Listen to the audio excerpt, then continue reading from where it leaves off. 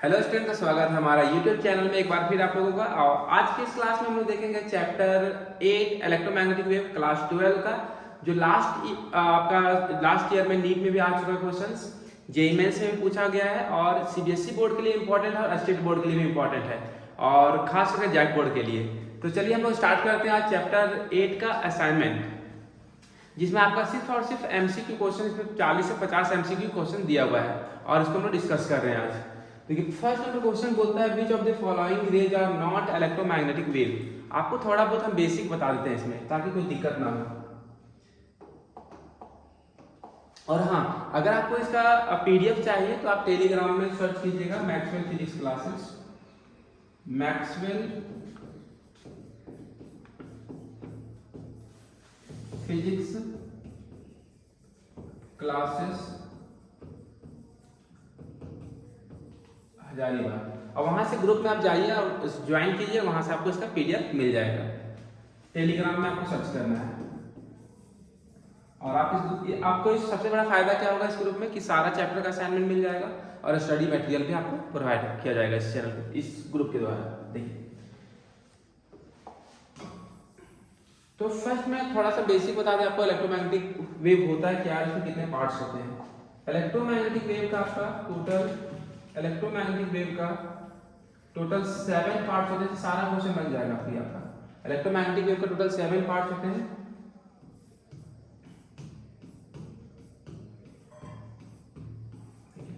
First जो होता है रेडियो वेव, उसके बाद आता है माइक्रोवेव, फिर इंफ्रारेड, फिर आपका विजिबल लाइट जो को दिखाई देता है, फिर होता है यूवी रे, फिर होता है आपका एक्स रे, और उसके बाद आता है गामा रे। देखो बच्चों, आपको सातों को सीक्वेंस भी याद रखना पड़ेगा और इस सीक्वेंस में आप देख सकते हैं कि कितना बार आपको बहुत बार नीट में कितना बार क्वेश्चन आ चुका है, जेईई मेंस में आ चुका है। कुछ नहीं करना, आपको जितना ट्रिक बता रहे हो उतना ही आपको ध्यान देना है और सारा का सारा प्रॉब्लम एक बार में सॉल्व हो जाएगा। आपको याद रखना है इसमें से 3 जो रेडिएशन है इस सन से आता है, ये सन के द्वारा क्रिएट होता है। विजिबल लाइट तो हम लोग दिन में देख पाते हैं, यूवी रे को ओजोन लेयर क्या करता है, रोक देता है, अर्थ पे आने नहीं देता है। इंफ्रारेड धरती को गर्म धरती को गर्म रखता है इंफ्रारेड। अब इसमें से बाकी याद कैसे रखना पड़ेगा, इसमें से जब सबसे ज्यादा एनर्जेटिक रे कौन है, गामा रे, सबसे ज्यादा हार्मफुल रे है। उसके बाद कौन है, एक्स रे। कभी कभी हम लोग एक्स रे कब कराते हैं, जब हम लोग का बॉन्ड फ्रैक्चर कर जाता था। और इसमें ये तो दोनों याद हो गए आप लोग दोनों को, ये एक्स रे सबसे ज्यादा एनर्जेटिक कौन है, गामा रे। अब इसमें देखिए रेडियो वेव और माइक्रोवेव, इसमें याद रखना बहुत ही आसान है कि पहले कौन आया, पहले रेडियो आया या मोबाइल फोन आया। तो पहले रेडियो आया, उसके बाद मोबाइल फोन आया। ये सीक्वेंस में आपको याद रखना है। इसमें जो क्वेश्चंस, मैक्सिमम क्वेश्चंस जब पूछे जाएंगे कि फ्रीक्वेंसी, यहाँ पे थोड़ा सा टर्म याद रखिएगा, एनर्जी और फ्रीक्वेंसी में डायरेक्टली रिलेशन होता है और फ्रीक्वेंसी और वेवलेंथ में इनवर्सली रिलेशन होता है। यदि ये दो बात आप जान गए तो सारा का सारा प्रॉब्लम तुरंत यूं ही सॉल्व हो जाएगा। तो चलिए हम जानते हैं यहाँ पर एनर्जी और फ्रीक्वेंसी में डायरेक्टली रिलेशन होता है। यहाँ पर याद रखिएगा न्यूक्लियर रिएक्शन में गामा रे निकलता है। एक्स रे के बारे में आपको थोड़ा बहुत इन्फॉर्मेशन होगा ही। तो इसमें से याद रखना है जो सबसे ज्यादा एनर्जेटिक रे है उसका फ्रीक्वेंसी सबसे ज्यादा होगा, जिसका फ्रीक्वेंसी ज्यादा होगा उसका वेवलेंथ कम होगा। और इसमें याद रखने का फ्रीक्वेंसी याद रखो, कभी याद नहीं रख पाओगे मेरा मानो तो। इसमें हमेशा याद रखना क्या कि कौन ज्यादा एनर्जेटिक रे है, किससे ज्यादा हमको नुकसान पहुंचेगा। तो गामा रे कहाँ पर निकलता है, जैसे आपका एटम बम है, एटम बम वहां से विस्फोट करेगा तो न्यूक्लियर रिएक्शन होगा, वहां से गामा रेडिएशन निकलता है। एक्स रे आपको पता है जब बोन फ्रैक्चर हो जाता है वहां पे हम लोग एक्स रे करवाते हैं। यूवी रे भी हमारे शरीर के लिए क्या हार्मफुल है। तो यहाँ पे ये तीनों हाई एनर्जेटिक रे हो जाता है, लेकिन तीनों में यदि कंपेयर किया जाए तो गामा रे सबसे ज्यादा हाई एनर्जेटिक रे है। तो याद रखिएगा इसका फ्रीक्वेंसी मैक्सिमम होता है, फ्रीक्वेंसी को हम लोग न्यू से दिखाते हैं, न्यू इसका मैक्सिमम होगा और इसका फ्रीक्वेंसी रेडियो वेव का सबसे कम होता है, इसका फ्रीक्वेंसी सबसे कम होता है, मिनिमम होता है इसका। इतना ही बात याद रखना है। बाकी इसका उल्टा कर देना, ये नीचे से ऊपर जा रहे हैं तो फ्रीक्वेंसी क्या हो रहा है, इसका इंक्रीज कर रहा है, फ्रीक्वेंसी इंक्रीजेज। और नीचे से ऊपर जाएंगे तो फ्रीक्वेंसी क्या होगा आपका, डिक्रीज करेगा। लेकिन वेवलेंथ देखिए, वेवलेंथ का बात करेंगे अभी हम कि ऊपर से नीचे आने पे वेवलेंथ क्या होता है, उल्टा बोलना होगा। फ्रीक्वेंसी मैक्सिमम है तो इसका वेवलेंथ क्या होगा, मिनिमम हो जाएगा। इसका वेवलेंथ क्या हो जाएगा, मिनिमम, और इसका वेवलेंथ क्या हो जाएगा, मैक्सिमम। इसका वेवलेंथ हो जाएगा मैक्सिमम। इससे देखिए अभी टोटल 10 क्वेश्चन करेंगे, तुरंत फटाफट हो जाएगा। ध्यान दीजिए, इसमें बोलता है कि पहला बोलता है कि कौन सा इलेक्ट्रोमैग्नेटिक वेव नहीं है, तो यहाँ पर ध्यान दीजिए। गामा रे तो है, एक्स रे दिया है, हीट रे यहाँ बताया गया आपको इंफ्रारेड से मिलता जुलता है नाम उसका, उससे कोई दिक्कत नहीं है। यहाँ पर कौन है, बीटा रे। बीटा रे यहाँ फर्स्ट का आंसर हो जाएगा, बीटा रे आपका इलेक्ट्रोमैग्नेटिक वेव नहीं है। ये क्वेश्चन जेईई मेंस में पूछ चुका है, नीट में पूछ चुका है। बोलता है electromagnetic wave with shortest wavelength among the following is, सबसे छोटा वेवलेंथ का कौन है। अभी आपको समझाया गया ना कि गामा रे का एनर्जी सबसे अधिक रहता है, इसका फ्रीक्वेंसी सबसे ज्यादा रहता है, फ्रीक्वेंसी मैक्सिमम रहता है, लेकिन वेवलेंथ क्या रहता है, मिनिमम। या शॉर्टेस्ट मतलब सबसे छोटा कौन होगा, तो इसमें आपका आंसर हो जाएगा, देखिए सेकंड का आंसर हो जाएगा गामा रे, सेकंड का डी नंबर ऑप्शन। नेक्स्ट देखिए बच्चों, थर्ड नंबर क्वेश्चन देखिए, बोलता है इसमें डिक्रीजिंग ऑर्डर लिखना है वेवलेंथ का। तो अभी सिखाया गया कि डिक्रीजिंग ऑर्डर मतलब पहले बड़ा लिखना है उसके बाद छोटा लिखना है। तो सबसे बड़ा वेवलेंथ किसका होगा इसमें से, जो 4 रे है, तो यहाँ पर देखिए वेवलेंथ सबसे ज्यादा किसका होगा, वेवलेंथ सबसे ज्यादा होगा इसमें से माइक्रोवेव का होगा। उसके बाद डिक्रीजिंग ऑर्डर में उससे कम किसका होगा, उससे कम आपका इंफ्रारेड का होगा, इंफ्रारेड का होगा। उससे कम किसका होगा, अल्ट्रावायलेट रे का, यूवी रे का होगा। उससे कम किसका होगा, गामा रे का, सबसे कम होगा। तो बोला डिक्रीजिंग ऑर्डर में लिखने बोला है। डिक्रीजिंग ऑर्डर का मतलब हुआ, डिक्रीजिंग ऑर्डर का मतलब हुआ इसमें कि घटते क्रम में। तो इसमें कौन सा, देखिए इसमें ऑप्शन मिला लीजिए, microwave, infrared, ultraviolet, gamma ray. हाँ, तो थर्ड का आंसर जो आपका है ए नंबर सही आंसर इसका। थर्ड का जो आंसर है ए नंबर सही आंसर है। नेक्स्ट नंबर क्वेश्चन देखिए, बोलता फ्रीक्वेंसी दिया हुआ है, गामा रे का फ्रीक्वेंसी ए बोला गया है, गामा रे का फ्रीक्वेंसी ए है, एक्स रे का बी है और अल्ट्रावायलेट का सी है। अभी जैसा कि समझाए आपको हम कि देखिए यहाँ पर जो टर्म बताया गया अभी आपको, यहाँ पर बोला गया है कि आपका जो गामा रे का फ्रीक्वेंसी ए है, एक्स रे का बी है, यूवी का सी है। तो अभी बताया कि सबसे ज्यादा फ्रीक्वेंसी किसका था, गामा रे का, उससे कम एक्स रे, उससे कम यूवी रे। इस तरह ऊपर जाने पर फ्रीक्वेंसी घटता है। यहाँ से देखिए ए बड़ा होगा, सबसे बड़ा होगा, फिर बी होगा, फिर सी से सॉरी यहाँ पे ए सबसे बड़ा है, उससे कम कौन है, बी, और उससे कम कौन है, सी। यहाँ पर ऑप्शन में मैच कराते हैं, देखिए कौन सा आंसर इसमें। देखिए ए का फ्रीक्वेंसी सबसे ज्यादा, गामा रे का सबसे अधिक है, उसके बाद किसका, एक्स रे, और सबसे कम किसका है, यूवी रे का। तो जो इसका आंसर हो जाएगा 4 का ए नंबर सही आंसर है। और ये एक ऐसा टॉपिक है जिसमें बच्चे आपका आसानी से स्कोर कर सकते हैं, चाहे सीबीएसई बोर्ड हो, चाहे जेईई मेंस हो, चाहे नीट का क्वेश्चन हो। चलिए ध्यान दीजिए, यहाँ पर बोलता है, यहाँ पर दे दिया गया है कि जो लैम्डा वी है, वो लैम्डा जो वी है वो विजिबल लाइट का वेवलेंथ है। लैम्डा वी विजिबल लाइट का वेवलेंथ है, लैम्डा एक्स एक्सरे का है और लैम्डा एम माइक्रोवेव का है। तो इसमें पूछा गया कौन सा रिलेशन सही है। तो यहाँ पर देखिए अभी बताया बच्चों आप लोगों को कि सबसे ज्यादा वेवलेंथ होता है वो माइक्रोवेव का होता है, उसके बाद कौन आता है, विजिबल लाइट आता है, उसके बाद कौन आता है, एक्सरे।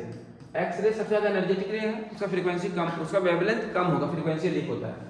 तो माइक्रोवेव का वेवलेंथ सबसे ज्यादा अधिक होगा, उसके बाद कौन आएगा, जो ऑप्शन दिया रहेगा आपको उसी में ढूंढना है। ऐसे तो होता है, रेडियो वेव का होता है। तो यहाँ पर जो मेरा ऑप्शन सही है, देख लीजिए यहाँ पर कौन सा ऑप्शन सही आ रहा है, बी नंबर सही ऑप्शन है। तो 5 का आंसर हो जाएगा B number. Next number question देखिए बच्चों, Which color of the light has the longest wavelength? तो इसमें आप याद रखिएगा लाइट का 7 कलर होता है, बहुत आसान है याद रखना। विबग्योर आप शॉर्ट फॉर्म में याद रख सकते हैं, विबग्योर। हाँ, वी से आपको सब कलर का मतलब पता होगा। हमको रेड से मतलब था, यहाँ रेड हो गया, यहाँ पर वायलेट हो गया, ठीक है। Indigo, blue, green, yellow, orange. तो यहाँ पूछा गया सबसे ज्यादा वेवलेंथ किसका होता है। तो देखिए यहाँ पर ऐसे याद रख सकते हैं आप, विजिबल लाइट हो गया, यहाँ पर बीच में विजिबल लाइट होता है, इधर यूवी रे होता है और इधर इंफ्रारेड होता है। आप यहाँ पर याद रख सकते हैं इंफ्रारेड, रेड। रेड कहाँ पे मैच कर रहा है, विजिबल लाइट के इस पोर्शन से मैच कर रहा है। यहाँ पर रेड का जो वेवलेंथ होगा सबसे ज्यादा होगा, फिर वायलेट इधर चला जाएगा, ये ऐसे दिखाता है विबग्योर, विबग्योर। तो इसका वेवलेंथ अधिक होगा, इसका वेवलेंथ कम होगा। ऐसे भी इधर जाने पे वेवलेंथ क्या है, घट रहा है। इसका जो आंसर हो जाएगा, इसका आंसर हो जाएगा बच्चों red. Which of the following electromagnetic radiation longest wavelength, अभी समझाया कि सबसे ज्यादा वेवलेंथ किसका होता है, रेडियो वेव का, तो 7 का आंसर डी हो जाएगा। 8 नंबर क्वेश्चन देखिए, बोलता है इसमें हाँ यूजेज, आपको सबका यूजेज याद रखना है, आपको कुछ यूजेज बता दिया जा रहा है ताकि आपको कोई दिक्कत ना हो, जैसे टर्म आएगा। यहाँ पर बोलता है स्ट्रक्चर ऑफ सॉलिड पता करने के लिए किसका होगा, तो वहां पर स्ट्रक्चर जो पता करते हैं सॉलिड का एक्सरे का यूज करते हैं। नेक्स्ट नंबर क्वेश्चन देखिए, बोलता है कि ग्रीन हाउस इफेक्ट क्या होता है, इसमें किस कौन सा रेडिएशन का यूज होता है, तो याद रखिए बच्चों जो धरती को गर्म करने का काम करता है वो इंफ्रारेड करता है, तो 9 का आंसर हो जाएगा ए नंबर। 10 नंबर क्वेश्चन देखिए कि ओजोन लेयर का क्या काम होता है, अभी बताया कि सन से 3 तरह का रेडिएशन आता है, आपका यूवी रे आता है, विजिबल लाइट आता है और इंफ्रारेड आता है। और इसमें बोलता है कि कौन सा ओजोन लेयर का क्या इंपॉर्टेंस है, वो यूवी रे को वापस करता है। जैसे अर्थ आपका देखिए यहाँ पर ये अर्थ है और इसके ऊपर क्या रहता है, इसके ऊपर एक लेयर है ओजोन लेयर का, इसके ऊपर एक लेयर है ओजोन लेयर का। जब सन से यूवी रे आता है, यूवी रे आता है, ये यूवी रे हो गया, यूवी रे, तो इसको ओजोन लेयर, ये ओजोन लेयर हो गया आपका, ओजोन लेयर हो गया, तो ये क्या करता है, ये यूवी रे को वापस भेज देता है। लेकिन अभी क्या हो रहा है कि ओजोन लेयर में कहीं आपका वो ओजोन लेयर का परत जो है लेयर वो घट रहा है या कहीं के होल हो गया, जिसके कारण यूवी रे कुछ धरती पे पहुंच पा रहा है, उसके कारण स्किन डिजीजेस हो रहे हैं। देखिए तो आपको उतना मतलब नहीं है, तो इसका क्या इंपॉर्टेंस था, तो इसका इंपॉर्टेंस था कि ये रोकता है किसको, अल्ट्रा वायलेट रे को, तो 10 का सही आंसर है ए नंबर। 11 नंबर बोलता है कि the condition under which a microwave oven heat up, पहले हम लोग हीटर यूज करते थे, अब हम लोग माइक्रोवेव ओवन यूज करते हैं। वहां पर कुछ नहीं होता है, माइक्रोवेव ओवन को इस तरह डिजाइन किया गया कि उससे जो फ्रीक्वेंसी निकलता है वो वाटर मॉलिक्यूल को वाइब्रेट करा देता है। तो इसका जो आंसर होगा, फ्रीक्वेंसी जो होगा मैच करेगा वाटर का ये से, तो इसका जो आंसर होगा फ्रीक्वेंसी मैच करेगा resonant frequency of water molecule से, तो 11 का आंसर हो जाएगा ए नंबर। 12 नंबर देखिए, which of the following are not electromagnetic, question repeat हो गया, ध्यान दीजिए, इसका आंसर होगा beta ray. Which of the following radiation least wavelength, सबसे कम वेवलेंथ किसका होगा, गामा रे। बताया बच्चों कि फ्रीक्वेंसी इसका अधिक रहेगा, याद रखिएगा कि रेडियो गामा रे का फ्रीक्वेंसी सबसे अधिक रहेगा। कैसे याद रखना है, अभी बताया एनर्जी फ्रीक्वेंसी में कैसे रिलेशन, डायरेक्टली जिसका एनर्जी ज्यादा होगा उसका फ्रीक्वेंसी ज्यादा होगा, और फ्रीक्वेंसी इसका ज्यादा होगा तो उल्टा बोल देना, इसका वेवलेंथ कम होगा। तो गामा रे का फ्रीक्वेंसी मैक्सिमम तो वेवलेंथ कम होगा। Infrared radiation are detected by, तो क्वेश्चन आपको रखने वाला चीज है, यहाँ पर डिवाइस का नाम याद रखिएगा, पायरोमीटर होता है, ये भी क्वेश्चन आपके नीट में आ चुका है। नेक्स्ट नंबर क्वेश्चन देखिए, बोलता है माइक्रोवेव, अभी बताया बच्चों अभी कि इसका जो माइक्रोवेव से जो फ्रीक्वेंसी निकलता है वो मैच किससे करता है, तो वो क्या देता है, वहां पर वाइब्रेशनल एनर्जी देगा वाटर मॉलिक्यूल को, वहां पर ट्रांसलेशनल या फिर रोटेशनल नहीं होता है, वो याद रखिएगा। 60 नंबर क्वेश्चन देखिए, यहाँ पर कुछ ऑप्शन दिए गए हैं आपको, तो आपको याद रखना है कि हम ऑप्शन जो सेलेक्ट करते हैं यहाँ पर आपको याद रखना है कि जो सबसे ज्यादा वेवलेंथ होता है वो रेडियो वेव का होता है, उससे कम आपका माइक्रोवेव का होगा, उससे कम आपका इंफ्रारेड का होगा, उससे कम आपका विजिबल लाइट का होगा, उससे कम आपका यूवी रे का होगा, उससे कम एक्सरे होगा, और सबसे कम किसका होगा, गामा रे। इसमें से ऑप्शन चेक कीजिए कौन सा ऑप्शन मिल रहा है आपको, radio wave, microwave, visible x ray, visible micro बड़ा होगा नहीं, रेडियो वेव सबसे ज्यादा नहीं। इसमें जो सही आंसर सी नंबर है, मैच करा लीजिए यहाँ पर, रेडिएशन सबसे ज्यादा रेडियो वेव का, उससे कम माइक्रोवेव, उससे कम विजिबल, उससे एक्सरे, इसका आंसर सी नंबर सही आंसर है, 16 का सी नंबर। इसमें कुछ कुछ मैच कराना है कि किसका यूजेस क्या है, तो इंफ्रारेड का यूज होता है टू ट्रीट मस्कुलर स्ट्रेन, ये सही है, इंफ्रारेड कैसे मैच करेगा, क्योंकि जब हम लोग को चोट वगैरह लग जाता है ना, तो हम लोग का पहला काम क्या बोलता है, गांव में जो सबसे अच्छा इलाज होता है वो क्या होता है कि गर्म पानी से आपको धोने के लिए बोला जाता है, कहीं मोच लग गया, कहीं फूल गया, या फिर नमक में कपड़ा में नमक डाल के उसको सेकने के लिए बोला जाता है। तो वहां पर क्या होता है, इंफ्रारेड रेडिएशन कहता है, या फिर अभी ठंडा का दिन आ गया है, तो ठंडा के दिन में क्या होता है, गर्म पानी पीने के लिए बोला जाता है, उससे क्या होता है, थोड़ा सा हमको आराम मिलता है। रेडियो वेव का use for broadcasting, radio television में सही है। एक्सरे का फ्रैक्चर बोन पता करने में सही है। अल्ट्रावायलेट रे एब्जॉर्ब करता है, हाँ सही है, ये तो सारा मैच कर गया। ऑप्शन मिला लीजिए, P का 1 नंबर, Q का 2 नंबर, R का 3 नंबर, P का 1 यहाँ मिल रहा है 2 R का 3, हाँ इसका जो सही आंसर है 17 का डी नंबर, ये जेईई मेंस में आया हुआ क्वेश्चन है। 18 नंबर क्वेश्चन देखिए, इसे बोलता है कि रेडिएशन मैच कराना है, अभी बताया गया ना अभी आप लोगों को, सबसे ज्यादा वेवलेंथ किसका होता है, रेडियो वेव का, तो सबसे ज्यादा ढूंढो, एम रेडियो वेव का सबसे ज्यादा कौन है, ये 10 मीटर, ये R का 1 हो गया, R का आपका 1 हो गया, यहाँ से मैच करा लीजिए, R का 1 हो गया, ठीक है, और गामा रे का देखिए यहाँ से गामा रे पहले हम माइक्रोवेव को ढूंढ लेते हैं। माइक्रोवेव का 10 का पावर 3 हो जाएगा, तो आर का 4 हो जाएगा। उससे ज्यादा होगा एक्सरे का। एक्सरे का हो जाएगा 10 का पावर -10, तो एक्सरे का हो जाएगा आर। एस का हो जाएगा, एस का हो जाएगा 3, और जो सबसे छोटा है वो 10 का पावर -15 है ना, तो ये गामा रहेगा, तो क्यू का हो जाएगा 2। तो मैच कराइए, कहीं मैच कर रहा है वाला। आर का 1, अच्छा पी का मैच कराते ना, पी कहाँ गया, माइक्रोवेव पी था ना, तो पी का देखिए यहाँ पर पी का यहाँ पर होगा। पी यहाँ पे कौन सा लिए थे मुझे, यहाँ पर सब उल्टा पुल्टा ले लिए मुझे लग रहा है। देखिए यहाँ पर बोला माइक्रोवेव को पी लेना था, तो पी का हम लोग लेंगे रेडियो वेव का ना 1 था, तो आर का 1 था। रेडियो वेव का 1 था, आर का 1 था, आर 1 हो गया। पी का देखिए माइक्रोवेव का था 10 का पावर 1, पी का 4 था ये। और 3 जो था आपका 3 एक्सरे था, एक्सरे तो आर का 1 हो गया। आर का 1 कहाँ मैच किया, सब उल्टा पुल्टा दिया। और पी का 4 ये वाला मैच कर रहा है, पी का 4 हाँ। तो इसमें जो मैच कर रहा है देख लीजिए यहाँ पर, इसका आंसर मैच कर रहा है ये नंबर पी का 4, बी नंबर। पी का 4 हो गया। क्यू का मिला लीजिए यहाँ से, क्यू का देख लीजिए, क्यू का हो जाएगा गामा रे का जो सबसे अधिक होगा, क्यू का 2 हो जाएगा, क्यू का 2 हो गया। एक्सरे का मिला लो, एस का हो जाएगा आपका एक्सरे का ये 3, एस का 3। तो आर का 1 हो गया, आर का 1, पी का क्यू का 2 हो गया, एस का 3 हो गया। इसका जो आंसर मैच करेगा बी नंबर सही आंसर है। चलो, out of the following option which can be used to produce a propagating electromagnetic wave. तो यहाँ पर याद रखिएगा कि जब चार्ज रेस्ट में रहता है तो इलेक्ट्रिक फील्ड बनाएगा। चार्ज यदि यूनिफॉर्म मोशन में रहेगा तो इलेक्ट्रिक फील्ड और मैग्नेटिक फील्ड दोनों बनाएगा। लेकिन चार्ज जब नॉन यूनिफॉर्म रहेगा, एक्सीलरेटेड मोशन में रहेगा, तो आपका इलेक्ट्रोमैग्नेटिक वेव बनाएगा। जिसका सही आंसर है an accelerating charge. 20 number question देखिए, बोलता है electric and magnetic field of an electromagnetic wave are. यहाँ पर बहुत अच्छा क्वेश्चन है, इसमें बहुत सारा क्वेश्चन बनने वाला, आपको याद रखना होगा कि यहाँ पर 3 एक्सिस होता है, एक्स एक्सिस, वाई एक्सिस और जेड एक्सिस। जनरली जितना भी बुक में है सब में वाई एक्सिस के अलग इलेक्ट्रिक फील्ड को दिखाया गया है, जेड एक्सिस के अलग मैग्नेटिक फील्ड को दिखाया गया है, और जो वेव जाता है वो एक्स एक्सिस के अलग जाता है। बोला जाता है ये वेलोसिटी ऑफ वेव है। तो क्वेश्चन पूछा गया यहाँ पर कि क्वेश्चन पूछा गया कि इलेक्ट्रोमैग्नेटिक वेव जो होगा उसमें क्या होगा। तो वहां पर याद रखिएगा कि इलेक्ट्रोमैग्नेटिक वेव और मैग्नेटिक वेव जो होता है दोनों में के बीच एंगल 90 बनता है, और जिधर वेव जाता है उसका भी परपेंडिकुलर होता है। तीनों को जो एक्सिस होता है, तीनों एक्सिस के बीच 90 डिग्री बनता है। ई और बी भी परपेंडिकुलर होगा, और जो भी होगा वो ई और बी दोनों का परपेंडिकुलर होगा, लेकिन ई और बी सेम फेज में होगा। इसका आंसर देखिए, इन फेज में होगा, परपेंडिकुलर टू ईच अदर। तो जिसका आंसर होगा 3rd नंबर सही आंसर। 21 नंबर देखिए, which of the following statement is false for the properties of electromagnetic wave. इसमें से कौन सा प्रॉपर्टीज गलत है।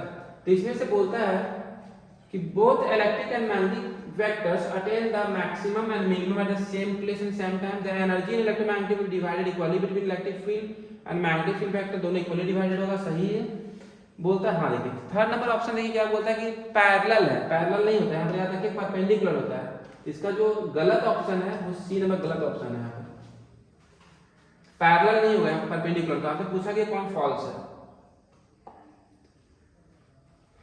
22 नंबर क्वेश्चन देखिए, यहाँ पर 22 नंबर क्वेश्चन क्या बोलता है कि डायमेंशन क्या होगा म्यू नॉट और ई नॉट का पावर 1/2 का।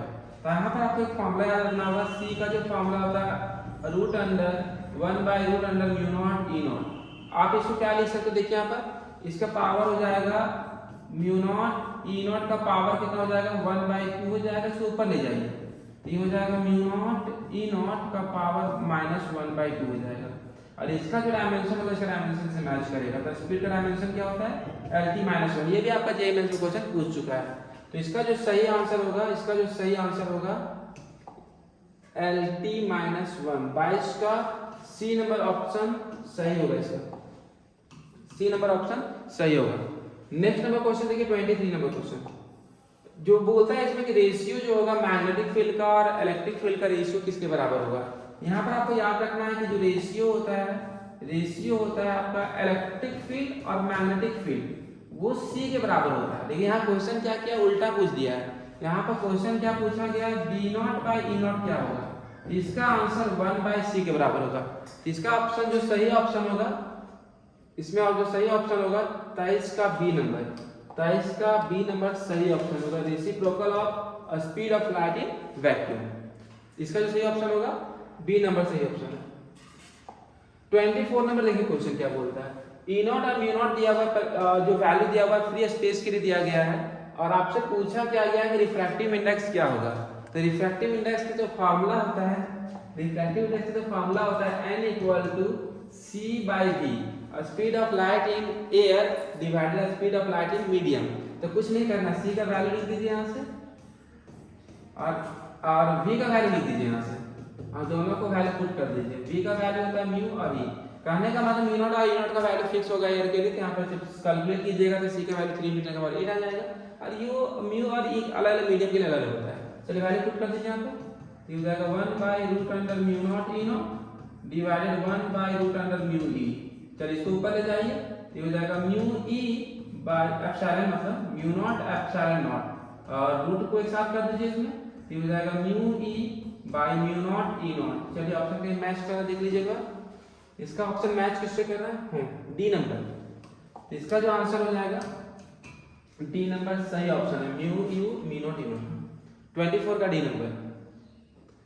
25 नंबर क्वेश्चन क्या बोलता है कि E क्रॉस B, यहाँ बहुत इंपॉर्टेंट क्वेश्चन, इसे आप भी आगे सवाल बनने वाले हैं, उसको याद रखिएगा कि इलेक्ट्रिक फील्ड और मैग्नेटिक फील्ड और इधर वेव जाएगा, ये इलेक्ट्रिक फील्ड हो गया, ये मैग्नेटिक फील्ड हो गया, इधर वेव जाएगा, तो ये हो गया आपका वेलोसिटी का डायरेक्शन। ये x एक्सिस से I कैप दिखा रहे हैं, E क्रॉस है तो J कैप से K कैप से। यहाँ पर ध्यान दीजिएगा जब भी डायरेक्शन पूछा जाएगा इलेक्ट्रोमैग्नेटिक वेव का तो याद रखिएगा E क्रॉस B से निकालते हैं हम लोग, E क्रॉस B। अब E क्रॉस B कैसे निकालते हैं, देखिए E क्रॉस को J कैप से दिखाएंगे और B क्रॉस को K कैप से, तो इसका वैल्यू क्या हो जाएगा I का। लेकिन हर बार क्वेश्चन आपका इस तरह नहीं देता है, उसमें चेंज कर देगा कभी-कभी एक्सिस, तो वहां पर आप 3 बात याद रखिएगा, I cap cross J cap आपका K कैप के बराबर होता है, J cap cross K cap I cap के बराबर होता है, K cap cross I cap आपका J कैप के बराबर होता है। तो यहाँ पर याद रखिएगा कि ये हमेशा E होगा, ये हमेशा E हो गया, ये हमेशा B होगा, जो बचेगा जैसे कभी कभी क्वेश्चन क्या दे देगा आपको, देखिए यहाँ पर 3 एक्सिस ले लिया, क्वेश्चन क्या दे दिया कि इलेक्ट्रिक फील्ड आपका x एक्सिस के अलोंग है, ये इलेक्ट्रिक फील्ड है x एक्सिस के along, magnetic field y axis के अलोंग है, तो पूछेगा कि वेलोसिटी किधर होगा, तो वेव आपका इधर जाएगा इसमें। तो इस तरह क्वेश्चन सॉल्व कर सकते हैं। तो इसमें जो आंसर हो जाएगा 13 का मतलब 25 का सी नंबर सही आंसर है। नेक्स्ट क्वेश्चन देखिए, बोलता है इसमें देखिए वही क्वेश्चन है, वेलोसिटी दे दिया आई कैप के अलोंग है और इलेक्ट्रिक फील्ड जो है वो y एक्सिस के अलोंग है। तो सेम क्वेश्चन देखिए, इलेक्ट्रिक फील्ड आपका y एक्सिस के अलोंग है, वेलोसिटी आपका x एक्सिस के अलोंग, तो मैग्नेटिक फील्ड किधर जाएगा z एक्सिस के अलोंग, वो प्लस z एक्सिस के अलोंग। इसका जो आंसर हो जाएगा प्लस z डायरेक्शन। तो इसका जो आंसर हो जाएगा 26 का D number plus z axis के अलोंग। नेक्स्ट नंबर क्वेश्चन देखिए, इसमें बोलता है 27 नंबर के इलेक्ट्रिक और मैग्नेटिक फील्ड जो है वो वेव बना रहा है और वेव किधर जा रहा है, अलग z एक्सिस। अभी बताया था वो देखो z एक्सिस के अलग जाएगा, क्या हो देखिए यहाँ से, अब ध्यान दीजिए हमको डायरेक्शन निकालना था, डायरेक्शन आपका z एक्सिस के अलग है, ये z एक्सिस के अलग डायरेक्शन है, जो वेव जा रहा है वो z एक्सिस के अलग जा रहा है और यहाँ पर दे दिया कि इलेक्ट्रिक फील्ड मेरा x एक्सिस के अलग, मैग्नेटिक फील्ड किधर होगा y एक्सिस के अलग। यहाँ पर देखिए क्वेश्चन में क्या था, क्वेश्चन था आपका 27 नंबर क्वेश्चन क्या बोलता है कि वेव जा रहा है आपका किधर, वेव जा रहा है आपका इस बार वेव जा रहा है z एक्सिस के अलग, मान लेते हैं आपका सॉरी वेव जा रहा है आपका z एक्सिस के अलग, तो E को किधर रखें, k कैप लाना है, ये I कैप और क्रॉस J कैप होगा, तो आपको हमेशा इलेक्ट्रिक फील्ड x एक्सिस के अलग रखना पड़ेगा और मैग्नेटिक फील्ड y एक्सिस के अलग रखना पड़ेगा, तभी z axis. I cross J आप k कैप होते हैं, यहाँ से आप चेक कर सकते हैं, शुरू में E रखा जाता है, शुरू में E रखा जाता है, उसके बाद फिर B रखा जाता है, शुरू में E रखा जाता है और उसके बाद B रखा जाता है।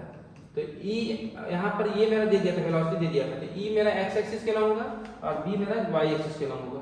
तो इसका जो सही आंसर है A नंबर, 27 का A नंबर।